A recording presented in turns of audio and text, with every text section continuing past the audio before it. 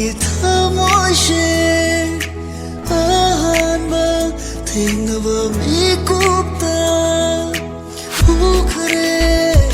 aigi thamoishe ahanba thengnaba mikupta thamoy yawdamu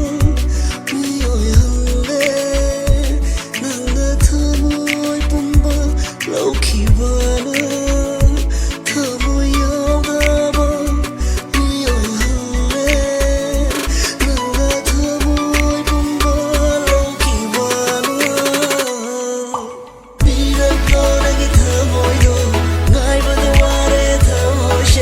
Chakalanu aibu yabiro thamoido Biraklonagi thamoido Ngaibadu ware thamoishe Chakalanu